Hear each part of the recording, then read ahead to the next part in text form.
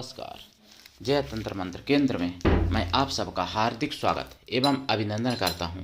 YouTube पर पहली बार नर्मदा माता की दासी जोहिला की साधना, जिसके लिए आपको हमारा वीडियो अंत तक देखना पड़ेगा।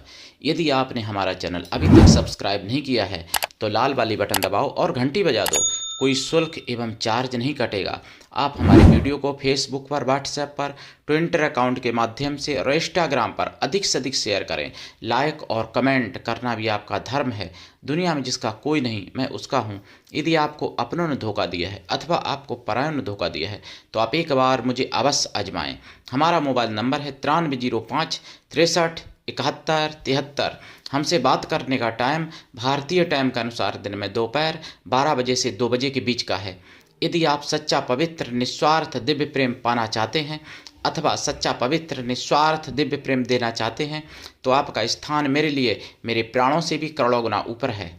मैं राष्ट्रीय अध्यक्ष कृष्णा दल एवं महामंडलेश्वर आप सबसे निवेदन करता हूं, यदि आप मानवतावादी हैं अथवा आप सनातनी हैं तो मुझसे जरूर जुड़ें। यदि आप में योग्यता हुई तो मैं आपको पदाधिकारी भी बनाऊंगा अपने संगठन कृष्णा दल में। ये कृष्णा दल हमारा आपका सबका एक परिवार है।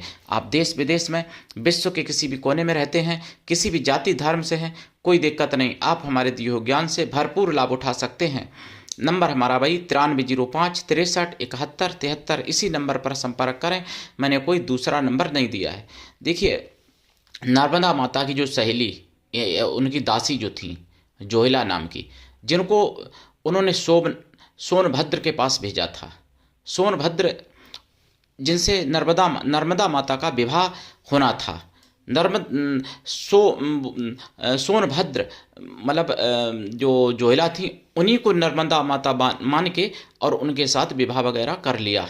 मतलब नर्मदा माता ने जब देखा तो वो खिन्न हो गई बहुत, और मतलब रुष्ट भी हुई, दुखी भी हुई कि मतलब सोनभद्र ये पहचान ही नहीं पाए जब हमको और जोहिला को, तो फिर विवाह करना ही किया।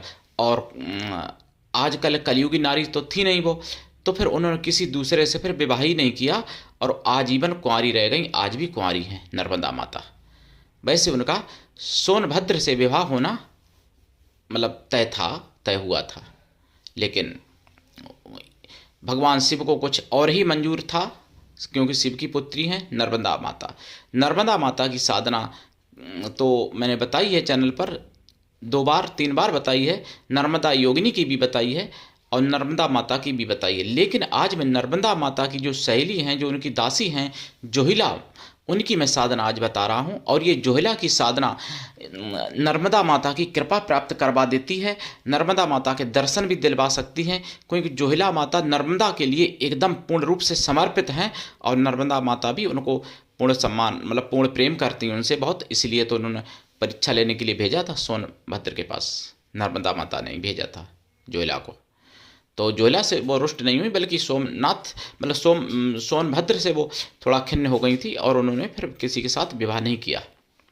तो ये तो कहानी मिलती है, लेकिन आज मैं इनकी साधना बताऊंगा जो अभी तक पूरे यूट्यूब पर किसी ने नहीं बताई है, और पूरा यूट्यूब आप खंगाल के देख सकते हैं। ये साधना पहली बार मैं आपको बता रहा हूँ यूट्यूब पर। लेकिन उससे पहले मैं आपको बताऊं कि देखो, दीक्षा लेके साधना करना जरूरी है। बिना दीक्षा के कभी भी किसी भी प्रकार की कोई साधना सफल नहीं होती है। गुरु ऐसा हो शिष्य कुछ भी ना ले, लेकिन शिष्य भी ऐसा हो गुरु को सब कुछ दे, गुरु पर पूर्ण विश्वास करे, गुरु के लिए समर्पित रहे।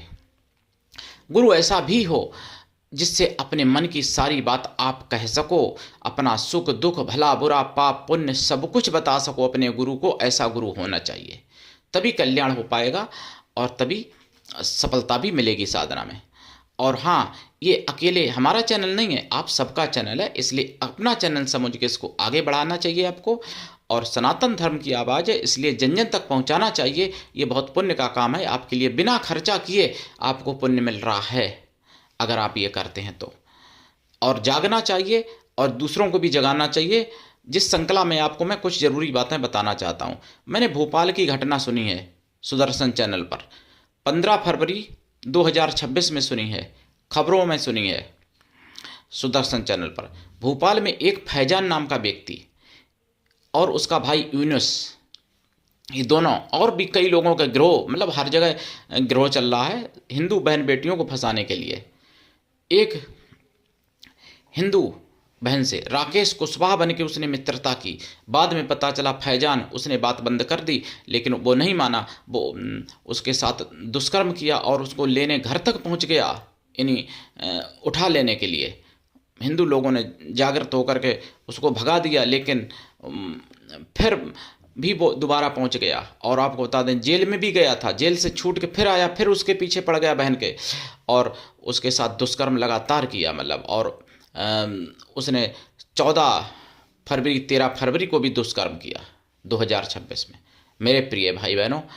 और उसको मुसलमान बनाना चाहता, वो नहीं बनी तो उसको मारपीट, बहुत प्रताड़ना सहने पड़ी।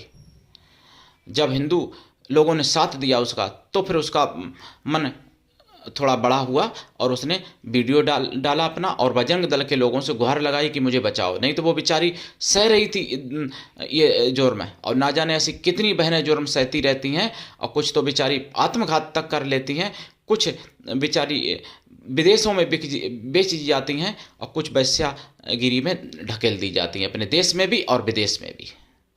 तो ऐसे जिहादी लोगों से बचना है और दूसरों को भी बचाना है। अगर आप बचना चाहते हो तो संतान ज़्यादा पैदा करो हिंदुओं, और अपने संतानों को अच्छे संस्कार दो, दूसरा उपाय। तीसरा उपाय वेद पुराण पढ़ो और बच्चों को पढ़ाओ। चौथा उपाय घर में अस्त्र शस्त्र रखो, चलाना सीखो और बच्चों को सिखाओ। बच जाओगे 4 उपाय करने से, वरना तो फिर वही होगा जो बांग्लादेश में हुआ है हिंदुओं के साथ, अभी भी हो रहा है। दूसरी घटना मैं आपको बताता हूँ, ये भी मैंने 15 फरवरी को सुदर्शन चैनल पर सुनी है 2026 में, खबरों में। हरिगढ़ में, उत्तर प्रदेश के हरिगढ़, डबल इंजन की सरकार भोपाल में भी है, डबल इंजन की सरकार हरिगढ़ में भी है, तभी ऐसे लोग पकड़ भी पाते हैं। हरिगढ़ में एक होटल, राजपूत होटल नाम से, जिसमें काम करने वाला मुस्लिम था। वो पहले तंदूर में थूकता, उसके बाद उस पर रोटी रखता और रोटी पर भी थूकता, फिर उसको गर्म करता और फिर हिंदू ग्राहकों के लिए परोसता था। वीडियो बना, वायरल हुआ, खबरें की तरह फैला। पुलिस ने मतलब कार्रवाई तो की, लेकिन ऐसे ना जाने कितने होटलों पर कितने ऐसे जिहादी। और मैं एक बात बता दूं, जिहादी ऐसा कोई नहीं है जो हिंदुओं को थूक या मल या मूत्र खिलाने की इच्छा न रखता हो। ऐसा कोई जिहादी नहीं मिलेगा आपको। जितने होटलों में हैं मुसलमान लोग, सारे के सारे ऐसे ही हैं, ये मुझे लगता है। अगर नहीं ऐसे हैं तो ऐसे लोगों का विरोध क्यों नहीं करते? सारे मुस्लिम ऐसे हैं, हिंदुओं को मलमूत्र और थूक खिलाना चाहते हैं और खिलाते भी हैं जिनका मौका लग जाता है। सारे मुस्लिम ऐसे हैं जो लव जिहाद करना चाहते हैं हिंदुओं की लड़की, माँ, बहन, बेटियों के साथ, और मौका लगता है तो करते भी हैं। और उनको किसी किसी के तो अंग बेच दी जाती हैं उस नारी को, यानी उस कन्या को, उस महिला को भी। पहले ये दुष्कर्म करते हैं, फिर बेच देते हैं, फिर दूसरी जगह बेची जाती है, फिर तीसरी जगह, और अंतोगत्वा उनके अंग तक सप्लाई किए जाते हैं, किडनी, गुर्दा वगैरह इत्यादि। मेरे प्रिय भाई बहनों, इसलिए अगर आपको अपने प्राण बचाने हैं, माताओं बहनों, अगर आपको अपना चरित्र बचाना है तो मुसलमान से बिल्कुल दूर रहो। मैं डरा नहीं रहा हूँ, मैं एक प्रमाणिक बात करता हूँ। मुसलमान से तो अच्छा कोई नेत्रहीन हो, कोई पैर से हीन हो, हाथ से हीन हो, उसके साथ विवाह कर लो तो तुमको जीवन भर प्रेम तब भी करेगा, आजीवन। लेकिन मुसलमान तो तुमको फ्रिज में रखेगा काट के, या फिर सूटकेस में भर के फेंक देगा। अगर थोड़ा और जानकार हुआ तो तुमको बेच देगा, और ज़्यादा जानकार हुआ तो तुमको विदेश में बेच देगा, और ज़्यादा जानकार हुआ तो तुम्हारे अंग बेच देगा। इसलिए बचो। अब मैं आपको जोहिला की साधना बताऊं। जोहिला की साधना करने से पहले आपको लाइफ टाइम के लिए शुद्ध शाकाहारी बनना पड़ेगा। जोहिला की साधना करने से पहले साधना काल में ब्रह्मचर्य व्रत, एक टाइम भोजन, भूमि शयन परम आवश्यक है। साधना रात्रिकालीन है। साधना काल में नर्मदा माता का जल जरूर रखें साथ में, जो अमरकंटक से लाया हुआ जल हो, या फिर अमरकंटक से लाया हुआ हो, ओंकारेश्वर से लाया हुआ जल हो, या फिर जबलपुर से लाया हुआ जल हो, या फिर कहीं से भी लाया हुआ नर्मदा का जल हो। वैसे इन जगहों का ज़्यादा अच्छा रहेगा। वो जल अपने पास जरूर रखें बोतल में भर के साधना के दौरान। एक ढक्कन साधना के दौरान वो जल पिएं भी। साधना प्रारंभ करने से पहले देसी घी का दीपक जलाएं, लाल आसन पर बैठें या पीले आसन पर। फिर रुद्राक्ष की माला से या लाल चंदन या लाल हकीक की माला से जाप करें। खोया की मिठाई और अष्टमेवा का प्रसाद रखें। प्रसाद साधना के बाद खुद खाएं। जो 1 लोटा जल रखेंगे, सादा जल रखें, उसमें नर्मदा का जल का 1-2 बूंद डाल दिया करें और वो जल रखें। उसी जल को पीपल पर चढ़ा दिया करें, 1 लोटा जल को। और जो बोतल में जल रखेंगे सामने, वो तो 1 ढक्कन पिए और बाकी दूसरे दिन के लिए रखें। ऐसे साधना करनी चाहिए आपको और 1.25 लाख करने में कृपा प्राप्त हो जाएगी। लेकिन अगर आप वचन चाहते हो, प्रत्यक्षीकरण चाहते हो, तो साधना लंबे समय तक करनी पड़ेगी। वचन देती हैं, सब कुछ करती हैं जोहिला माता। जोहिला माता और नर्मदा माता के चरणों में कोटि कोटि प्रणाम करते हुए मैं आपको बताना चाहता हूँ कि इनके मेरे पास कई मंत्र हैं जोहिला के, जो मुगलिया शासन में नष्ट हो गए, किताबों में जला दिए गए, लेकिन वो मेरे पास माँ नर्मदा माता की कृपा से, जोहिला माता की कृपा से, अपने गुरु के चरणों की कृपा से और आप सबके आशीर्वाद से मुझे प्राप्त हैं वो मंत्र। मेरे प्रिय भाई बहनों, जोहिला माता की साधना जब आप करेंगे, उसका दशांश हवन भी करना पड़ेगा। हवन का दशांश तर्पण करें, तर्पण का दशांश मार्जन करें, मार्जन का दशांश पवित्र ब्राह्मण पतिव्रता स्वासिनी स्त्रियों को भोजन करा दें, अथवा पवित्र ब्राह्मण कन्याओं को भोजन करा दें। कन्या या स्त्रियां किसी भी जाति वर्ग की हो सकती हैं भोजन कराने के लिए, लेकिन मन से तन से पवित्रों एवं शुद्ध शाकाहारियों। ये साधना देखिए बहुत ही सौम्य, पवित्र, सात्विकी साधना है, लेकिन जल्दी प्रसन्न होती हैं और जल्दी कार्य करती हैं, जल्द से जल्द मनोकामना पूर्ण होने लगती हैं ये साधना करने में। अगर कन्या या स्त्रियां ना मिले आपको भोजन कराने के लिए, तो उतनी गौ माताओं को भोजन करा दें, जरूर सफलता मिलेगी, 100% सफलता मिलेगी।